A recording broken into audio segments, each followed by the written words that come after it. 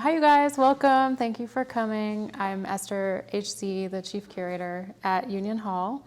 I'm also an artist, and one of my favorite things to do is support emerging artists, so I love this job. I love being here, and I'm really excited to share this exhibition with you. But really quick before we get started, I do want to thank our sponsors. So thank you to the Coloradan Community Foundation, the Andy Warhol Foundation for the Visual Arts, and Colorado Creative Industries.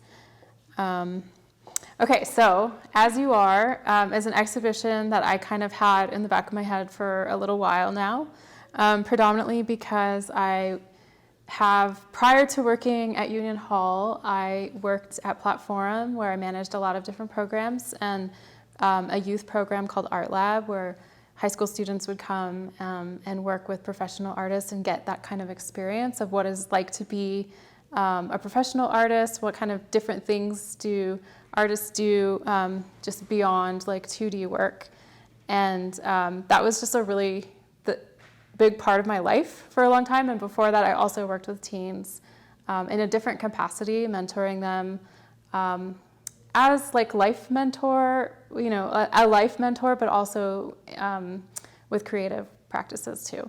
And so I'm really excited for the show because two of the artists in this exhibition I have worked with previously at Platform through Art Lab, and it's like just been such an honor to be able to showcase their work and share just like how talented they are through this exhibition. And that's Leilani and David. So the theme, I think during all of the studio visits and stuff like that, I was kind of noticing like, okay, everyone's doing these really interesting portraits. There is this element of realism and hyperrealism. And then all of these themes were popping up. I would talk to the artists and they were all kind of talking about like self-acceptance and healing shame and healing imposter syndrome and finding refuge in their friends and finding self-acceptance even through their friends. And also this theme of kintsugi, which is the Japanese art of repair using gold leaf. And so in kintsugi, there's this idea that something that has been broken or something that has been mended can be even more beautiful than it was before. And it's also a way of embracing imperfection and using an object that might otherwise be discarded or dismissed. And so David works with this theme in his piece here. But before we move to David's work, I just want to share a little more about the exhibition. So as the work started to come together, I just felt that the portraiture and ideas of self-acceptance were kind of really strong. And I was sort of noticing that all of these artists were working on kind of accepting themselves as they are, accepting where they were in the process of their art. And so I decided to title the show As You Are. I think it's really hard to be a young artist these days, especially with our social media-driven culture. We have this, this tendency to be really self-critical and really self-critical of our own talents and our own efforts. And then also it's really easy to compare those efforts and those talents to others, especially because of social media. And so this sort of really close looking at oneself in this exhibition specifically is also really reflected in the realism of the portraiture. And so there are themes of self-acceptance, self-scrutiny, but really it's about digging into what is there visually, but not just visually and externally, also internally and metaphorically. And I feel like that's really what these artists are doing, which takes a lot of bravery, in my opinion, to like really look inward and work through like what's going on in there and reframe it and sort of like rewrite the narrative for yourself. So that's another reason why the show is titled As You Are, because you're accepting yourself as you are, but you're really looking. Okay, and so this work here these two pieces, and then there's another one on the other side by David Grajeda. And so David's works are all created with color pencil. And then there is also like a sort of watercolor underpainting in the background. And these are all new works that he created for this exhibition. I think this might actually be a recreation, but I'll let David talk about that in a second. So I'm really particularly drawn to David's self-portrait because not only has he just like perfectly and stunningly rendered his physical attributes, but he also has offered this kind of layer of symbolism with the element of kintsugi, and then on top of that with this bird, which I think can symbolize so many different things, and like the more I look at it, the more I kind of experience it in a different way. I think for me, the bird can resemble like the soul. It can resemble freedom. It could resemble nature. So many different things.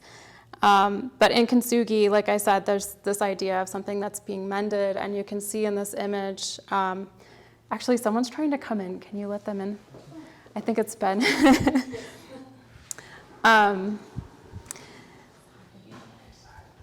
Yeah, so in this image, you can kind of see the gold leaf dripping through his face, and it's kind of this representative of wounding. But I think with the bird here, it also kind of offers this idea of nourishing, so like wounding and nourishing and healing, and that's why the bird can mean so many different things. But ultimately, I think that I really like the idea of it being the sense of freedom, because when you do kind of accept your wounds and accept yourself as you are, then there is this kind of freedom that you experience. And like, I think to me, that's what the bird means, but that's my own take on it. So, but we would love to hear more from you, David, about, maybe diving into the symbolism of this piece, but then also a little bit more about the other pieces and just your overall story as an artist. Yeah. And let me give you the mic really quick. Oh, okay. So you can hold it like this if you want to, or you can clip it to your shirt. I'll hold it. So I'm David Grajeda Gonzalez, and I describe myself as a multidisciplinary artist, mainly because my art medium has never stayed consistent in the past. I've always chosen a wider range from traditional mediums to digital ones, and even fiber arts at some points. But I really started in 2020 through my platform Art Lab internship, where I began exploring themes of identity and really looking inwards as to like what I resonate with and what I want to express. And it's through that experience and the ones that came afterwards that I really found my voice as an artist. And I knew that the story I wanted to express was one of vulnerability. And excuse me, and that's what I'm expressing here through my works. Each of them touch upon vulnerability I find in different avenues of my identity. And this one, Distorted Perceptions, is my vulnerability with how I perceive myself.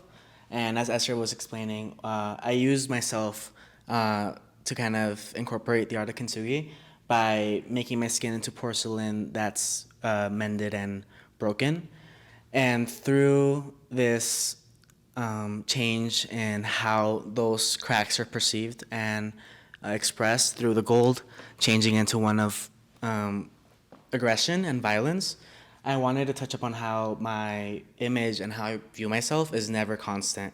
And for the better or the worse, that can mean beauty, or that can mean one of self-hatred, or one of opposition towards myself. And it's through that and through it cycling back into my hand and turning back into gold that I wanted to illustrate the cyclical nature of this, and how it's never, my image of myself is never something that's constant. It's always something that's going to evolve with me throughout time, and I wanted to really embrace that within this. And the bird, as Esther was talking about, is representative of my soul, regardless of how I perceive myself and what state my self-image is at. There's always this essence within me that is represented through this bird, as I view that as a manifestation of like how vulnerable my soul can be and my identity can be. as frail and vulnerable as a baby bird. And it's through this cyclical nature that the gold dripping back into my hands is nourishing my soul. So regardless of how this intricate balance of how I perceive myself goes, it's growth at the end of the day.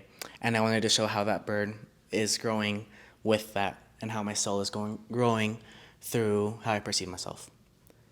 And that's all I could really say about that piece. Yeah. Do you want to share a little bit about this one? Yeah. Yeah. This piece, titled "The Raw Embrace," I guess for more context of what I really wanted to do with these artworks, they're all utilizing colored pencil, which is a medium I've used in the past. And like my self-portrait, I've made a past version which was more so a test, a demo of what I wanted to express with kintsugi and self-portraiture. And it was through those portraits I've done in the past in colored pencil that I really wanted to expand on not only my expression of how I articulate myself visually, but also the potential within colored pencil as a medium and watercolor as a subtle underpainting, which is more prominent in my piece, A Raw Embrace. And for this one, it's more direct in my representation of vulnerability in the sense that I symbolize myself as this open fruit, this open pomegranate, as it's just exposed to the elements and this harsh ambience of ambiguity and darkness with kind of the effect I have of the watercolor poking through the colored pencil. But regardless of that, there are my hands that are embracing myself and hugging and holding this very fragile manifestation of myself. And it's through the vines that are intertwining and holding and binding myself to myself through the pomegranate that I wanted to express a visual reminder of, regardless of any hostility or any ominous states I'm in.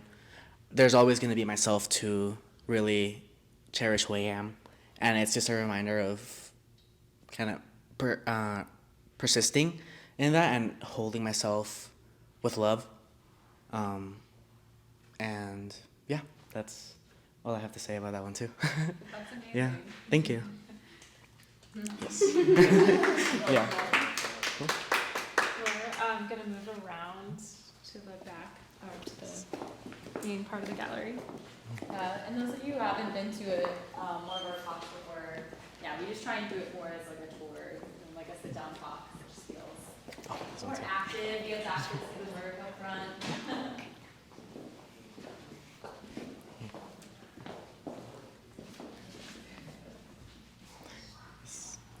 And for my last piece, Spoiled Foreboding, illustrated is my friend Nakia Parker, who throughout my process of these portraits has been through me and been there with me and kind of helped me articulate myself. But in this piece, I really wanted to experiment with using the hatching and kind of texture within colored pencil, as seen with the radial effect done with the background. And with the figure, Nakia, holding onto the flower, I wanted to break that ambiguity and that sense of anticipation with the background not being in full focus.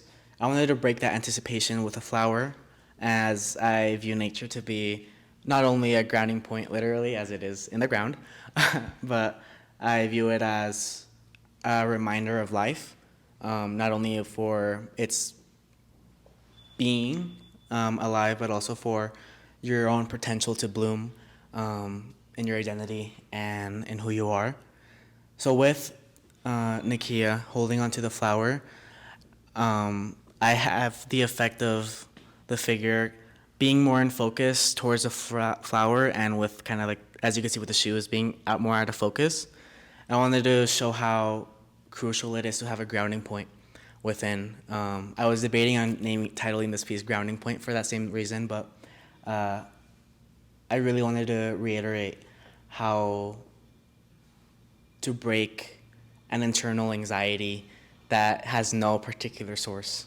And it's just something that could follow you.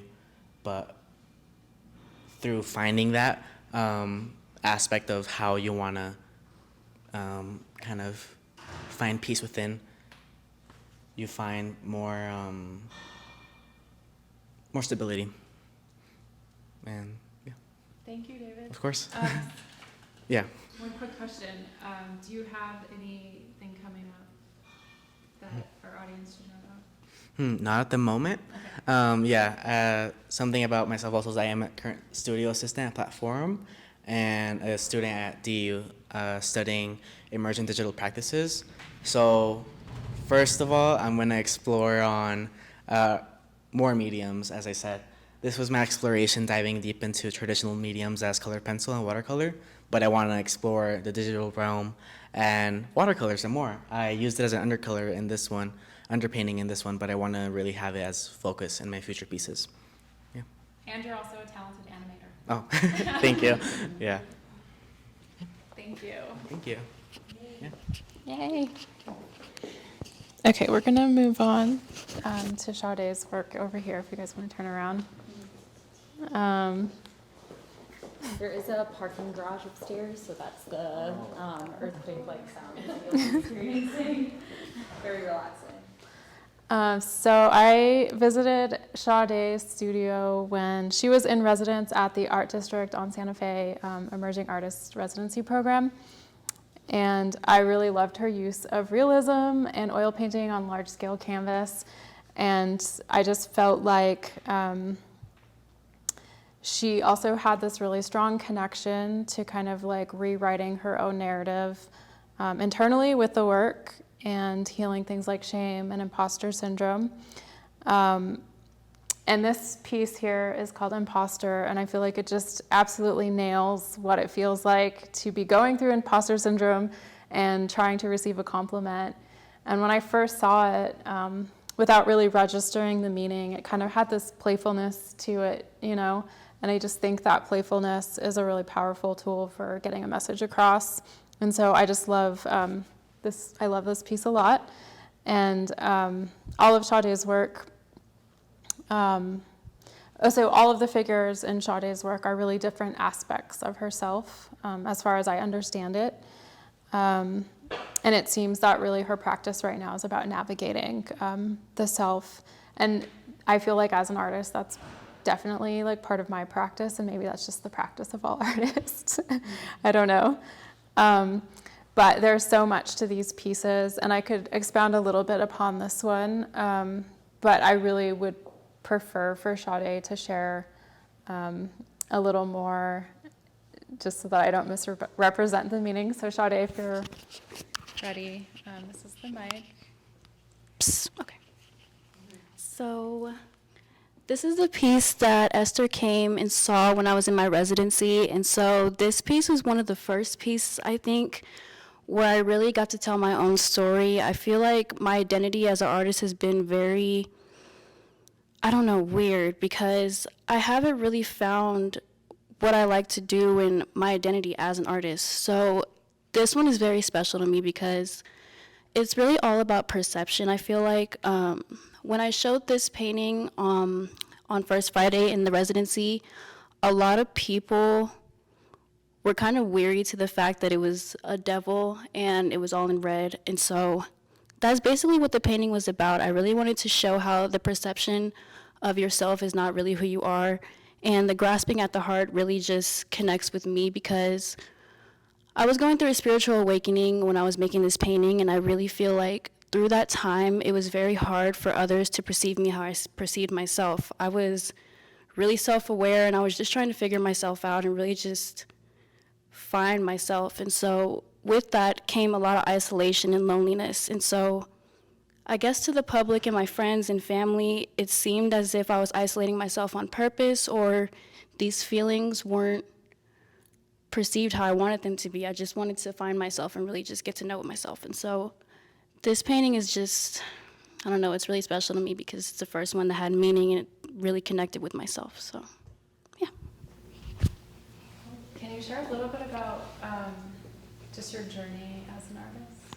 So when I first started like diving into my art career, I was surrounded by so many successful artists, and I was so young, I feel like, and so it was really hard for me to like grasp how this like amount of success was like possible, because I feel like growing up, a lot of artists are told like this is not a traditional career, you're not going to make it as far as you think you are, because art is just not a career that most people choose, I think. So when I first started, I saw a lot of common themes with the people who were successful in these communities, which was they had a theme within their artwork, and they knew what they were doing, and they had good self-identity within themselves. And so it was really hard for me because, like I said, I haven't had that ever.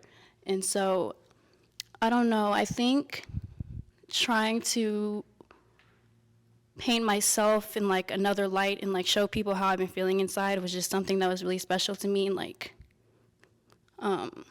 yeah, I guess that was just it. And so the title of this piece is The Fault of Our Consciousness, and The false makes you suffer. The False Makes You Suffer. And I don't know if you're interested in sharing a little bit, giving people a little more context about the fault of our consciousness. So as I was saying before, when I first started into my art career, like I said, I saw a lot of themes between these artists, and I had, like I said, no self-identity within myself in my art. So I really found myself tapping more into hyperrealism and abstract, and so the more that I saw these successful artists coming up in the industry, like I said, they had a theme, and that was just something that I never really found, because I would just paint whatever I felt like at the time, and it was never really a consecutive type of thing. And so with this one, I really wanted to play around with how I do abstract and hyperrealism. So this painting, I don't know, it took me a lot of time because it was so hard to like find a proper medium. So I wanted to do more hyperrealism and do a little more abstract in the background, which is really what it is. But this painting was basically about how I pick myself up through hard times. Like I was saying earlier, I'm very spiritual, and so I find myself picking myself back up rather than going to other people and talking to them and expecting them to pick me up. So this is really what this one was about. I really love Renaissance art too, so that's pretty much the inspiration between these two paintings right here. And I just wanted to incorporate that between these two paintings, and I think it did pretty good. Thank you. Really quick, I just want to point out in this piece, a lot of the, like, you look at the background and it kind of has this industrial background. And so when I first looked at this piece, I really thought of just kind of like ecological crisis, and it really reflects that internal struggle and like internal crisis too. But yeah, thank you, Shadae. And then now we're gonna shift to Leilani's. We're gonna shift to Leilani's work, and so there's this piece, and then there's two other pieces on the other side of this wall. And then there's this piece over here that's next to the fault of our consciousness. So if you want to just, keep your focus on that piece and this piece, and then we'll go around and you can take a look at the other two. And so this is the work of Leilani Abeyta, and all of the paintings that have been chosen for this exhibition have a really interesting light play in them, and they have been intentionally placed by the windows. And so during the day, when the shades are not drawn and the light is coming in, it really plays on the light that Leilani has painted within these pieces. And I just really love that she's kind of chosen that and kind of mastered it, because her technique is really incredible. And so during the Middle Ages, with religious paintings, the light itself was used as a metaphor for the divine light. And I just really love that metaphor within these works as well. And the way that she uses light really kind of creates this drama and emotion and allows for like a really interesting sense of perspective in these paintings. And you'll see, as you can see in that one, especially. And then, so Leilani likes to paint predominantly portraits of her friends and paints from real life experience, and is inspired by the Renaissance. And different styles of Renaissance, as you can see, like Shadae is inspired by a different style of Renaissance, and then Leilani is inspired by the more sort of daily life Renaissance. Okay, well, I'll let Leilani share a little bit more, and if you want, we can also go around to the other side to look at the other two. Do you want to do that now, or? Yeah, let's do that. Okay. Whatever works best for you. And I'll give you this. Okay.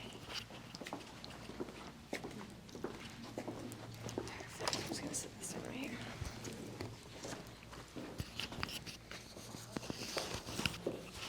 Okay. Perfect. All right. So these are two more of my pieces. These are both of my friend Rachel. Both of these moments, I think, happened the summer of 2019. This particular piece, we were sitting in a tattoo shop waiting room, waiting for our friend Sarah to get her belly button pierced.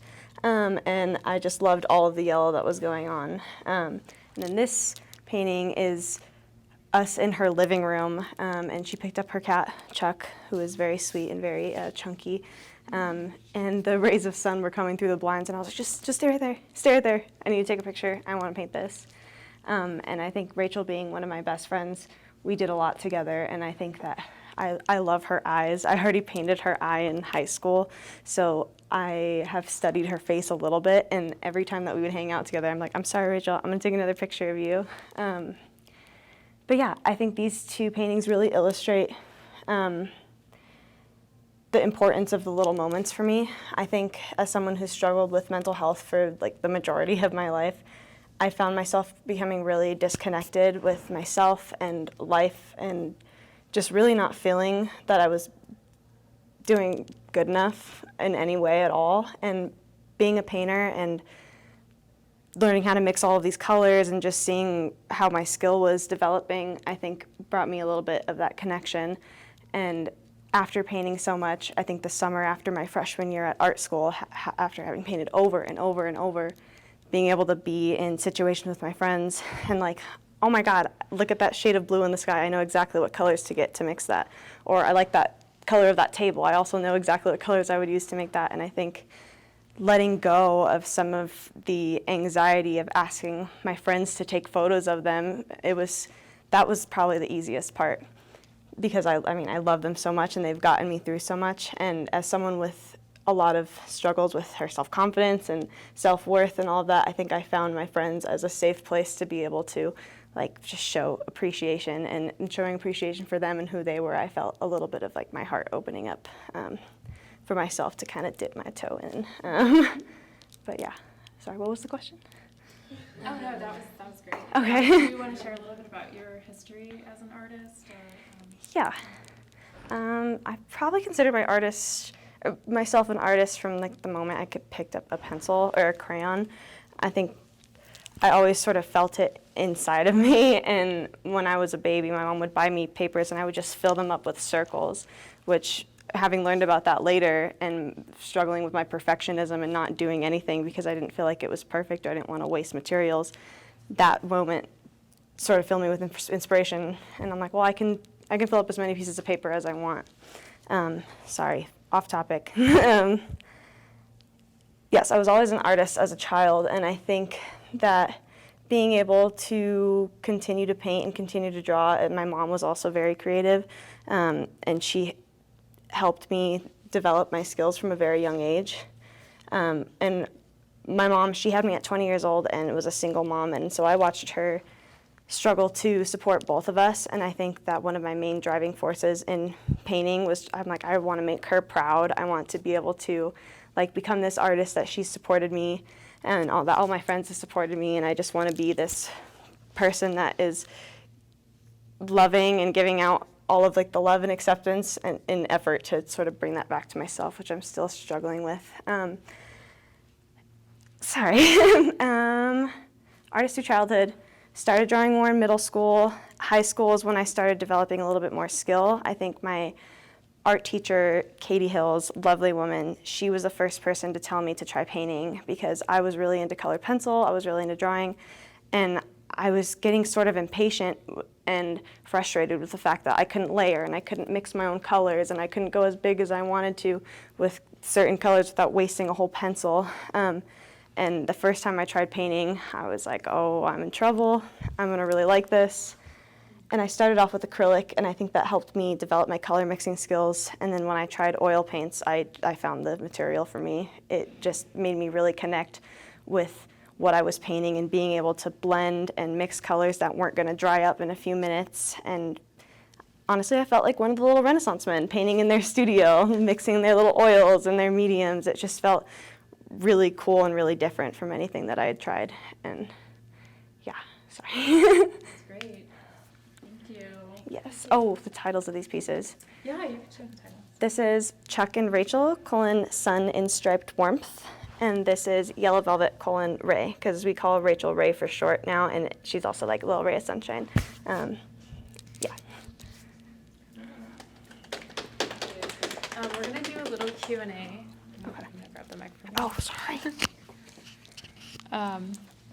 Yeah, so I think I just have a couple of questions for the artists, and then if you guys have any questions, they're here, so we might as well take advantage of that. But Leilani and Shadae, I noticed that, sorry, this question this is just me on the spot. Specifically with this lamp, like you're really good at, and the bag, like you're really good at just kind of like creating these like sheen layers and making it feel realistic. And I really love that in these works, and the light play like through the sheen material seems like something that's really hard to do. Like, how was working on those two elements for you? Should we walk over there? All right. So basically what Leilani was saying with oils, I think it creates a really good, sorry, I don't know where to go. I think it creates like a really good palette for you to blend a lot of things. I feel like it's so much easier than, I'm not going to say anybody could do it because it kind of does take a certain amount of skill, but I think it makes it really easy. And I don't know, it's just something I love doing. I've always loved how things capture light, and I just think oil makes it really easy. So. In terms of rendering translucent objects, the way that I paint, I just I work from reference photos that I take.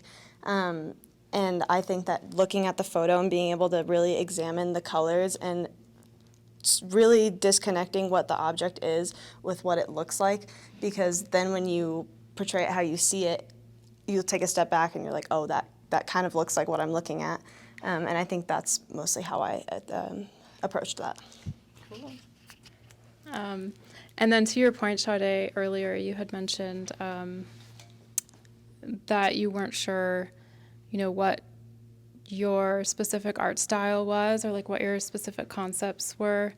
And I just wanted to say, like, as an artist and a creative person, it's something that you just continually like explore. It's like you might not know, but like you make the work, and then the work shows itself to you, and then you suddenly realize like, oh my God, that's what this is about. Or it's really just like all the things I'm processing.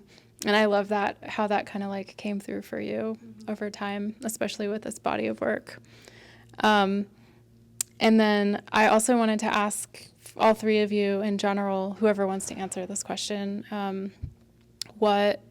as a young emerging artist, like what are your biggest challenges and obstacles that you have either overcome or feel like you have yet to overcome? And I'm asking that because I feel like it's really intertwined with the theme of this show and the theme of like that struggle.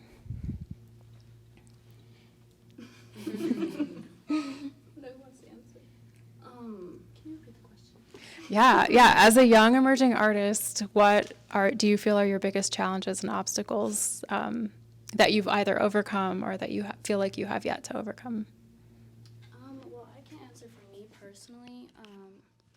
I feel like a lot as an artist is a lot to overcome. I feel like it's a career where you're constantly like figuring things out and just going with the flow. And I feel like for me, it's really hard for me to do that because even though I am a creative person, it really takes a lot for me to just, oh, I'm just gonna do this and be okay with it. Like I have a lot of planning within me, and like I need things to be a little more structured. And so with that, it kind of prohibits me, I think, to make a lot of pieces because I'm so in my mind. I'm like, okay, well, if I'm going to use this color, then what color goes with this? And if I'm going to do this, then what am I going to do with that? And so I really want to work on that and really just, because I feel like more as an artist is you just doing what you want and not worrying about what comes of it. So I just really want to work on that and really just be more in tune with myself, I think.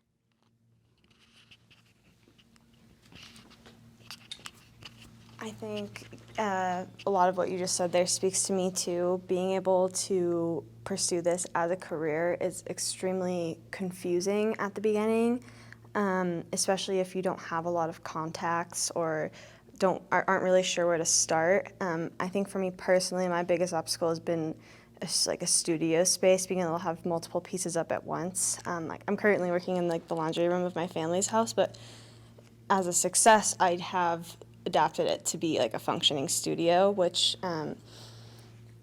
it's really nice. And I have time-lapse footage of me hanging all 3 pieces up, like working for the show. And I think that the struggle of not having a studio space taught me how to be creative. And then in painting multiple pieces at once, it made me realize what's going to work for me going forward. And being able to work on multiple pieces and multiple commissions at once I have really, really severe ADHD and really bad anxiety. So being able to have that rotation and like just different scenery mentally and visually is good. But other than that, I think the community, being able to make all of these new connections and having opportunities like this is so much more meaningful for us as young artists because it's like it's our first time and we're learning, and yeah, I'm just really grateful.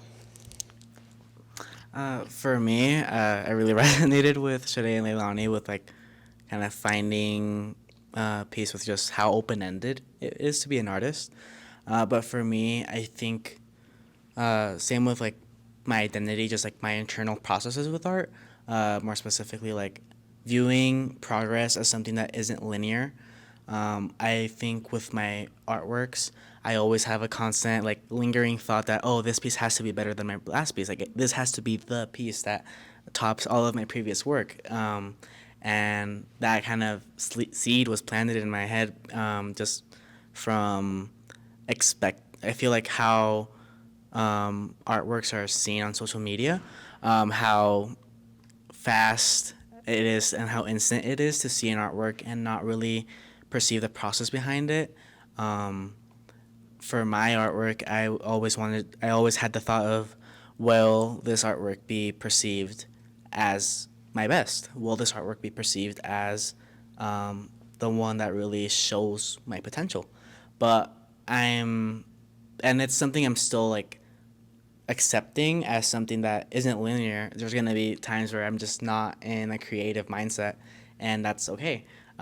It's being a creative is just learning how to channel your thoughts visually, and that's not always gonna be constant. You're not a machine, you're a human, so it's not going to be the same constant or improve in a way that's sequential, I believe. That's my thoughts. Great answers. Thank you guys. Yeah, thank you. We're gonna open up for Q&A if anybody has any questions.